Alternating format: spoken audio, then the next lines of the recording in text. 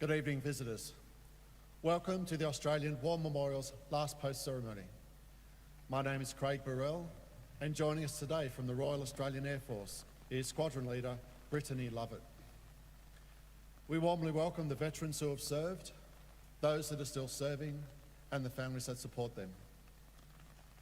We acknowledge the members of RSL and Services Clubs Association, RSL Victoria, and RSL Queensland, who are watching the broadcast of this ceremony across Australia.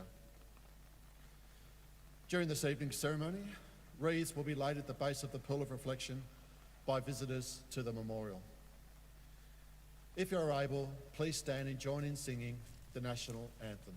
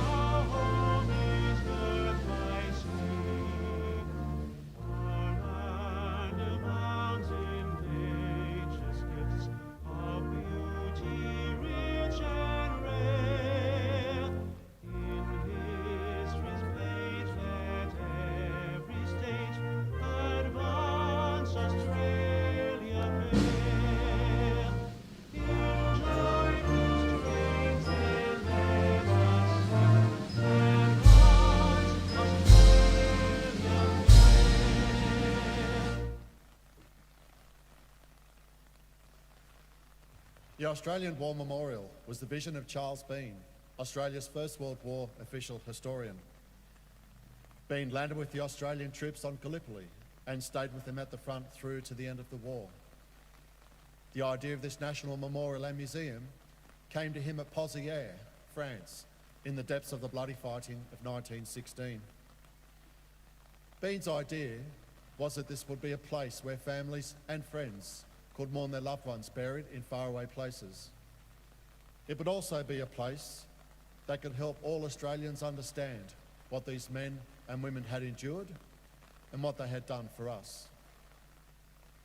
Bean's vision, to which we remain true, is best expressed as inscribed in the entrance to the memorial's galleries. Here is their spirit, in the hearts of the land they loved, and here we guard the record which they themselves made. Tonight, we will read the story behind just one of those on the Roll of Honour, which lists the names of more than 102,000 men and women who have given their lives for us in war and on operations for more than a century. But first, we present a lament, Flowers of the Forest. Wreaths or floral tributes will now be laid at the base of the Pool of Reflection.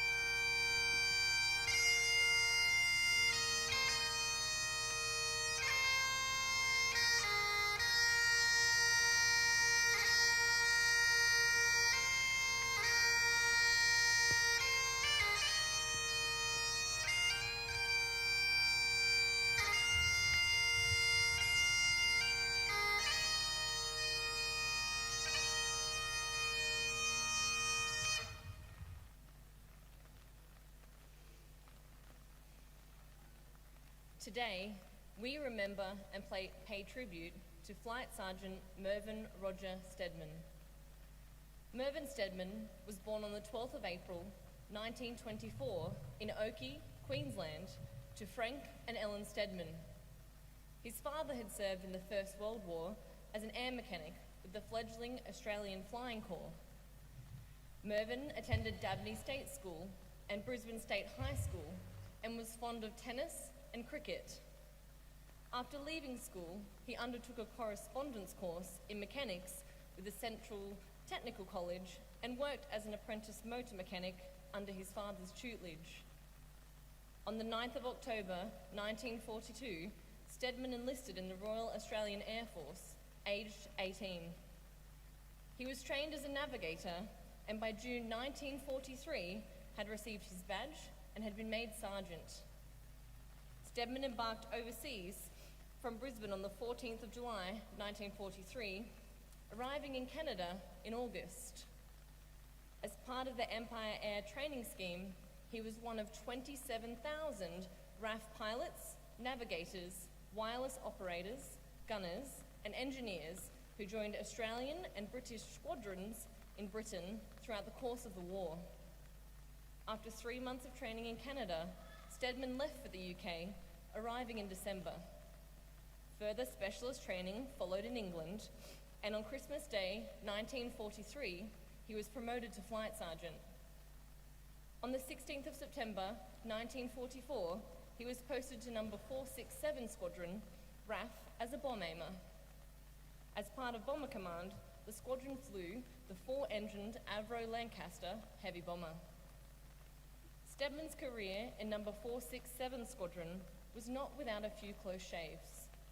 One occurred in October 1944 when he and his crew took part in a mission to bomb Wilhelmshaven in Germany. They were on their way back from the target when mechanical failure forced them to ditch the aircraft into the sea. The crew survived and were rescued and taken back to base in England.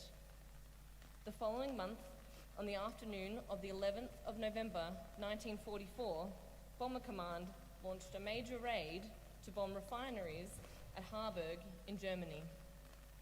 Flight Sergeant Mervyn Stedman was a bomb aimer on board Lancaster PO-W, which took off from the Royal Air Force Base at Waddington shortly before 4:30 p.m. Of the 19 aircraft committed to the mission by number 467 Squadron, only 2, including Stedman's Lancaster, failed to return. After the war, it was established that the aircraft had caught fire and crashed at Bremerhaven, some 90 kilometres west of the target. There were no survivors.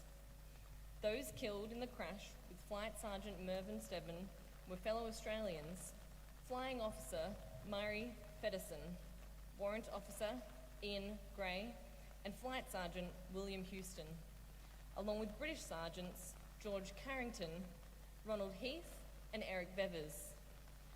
After the war, the remains of Commonwealth servicemen buried in Europe were examined and identified where possible. The bodies of the crew were found buried at the Becklingen War Cemetery. Mervyn Stedman rests there under the inscription, "His duty nobly done." He was 20 years old. Flight Sergeant Mervyn Stedman's name is listed on the Roll of Honour on my left, along with some 40,000 others from the Second World War. A photograph of his headstone is displayed today beside the pool of reflection. This is but one of the many stories of service and sacrifice told here at the Australian War Memorial. We now remember Flight Sergeant Mervyn Roger Stedman, who gave his life for us, for our freedoms, and in hope of a better world.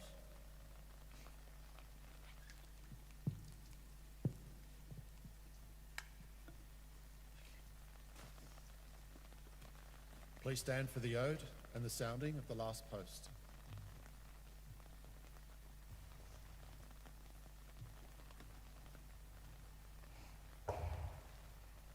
They shall grow not old, as we that are left grow old. Age shall not weary them, nor the years condemn. At the going down of the sun, and in the morning, we will remember them. We will remember them.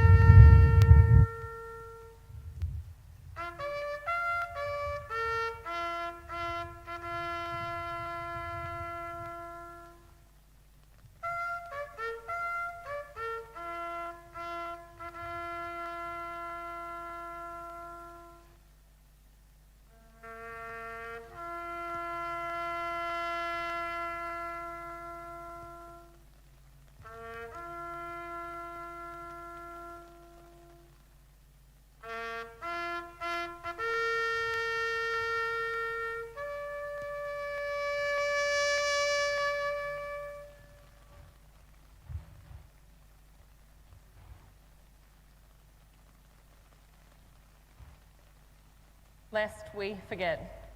Lest we forget.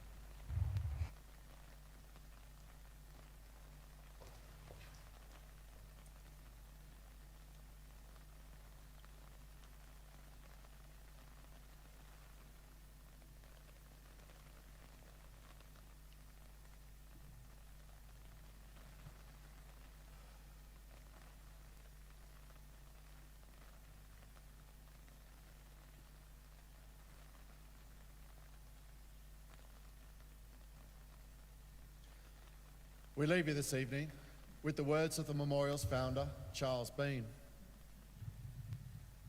Many a man lying out there at Pozieres or in the low scrub at Gallipoli with his poor, tired senses barely working through the fever of his brain has thought in his last moments, well, it's over. But in Australia, they will be proud of this. Ladies and gentlemen, that concludes the last post ceremony. We thank you for visiting the Australian War Memorial, and we wish you all a very good evening.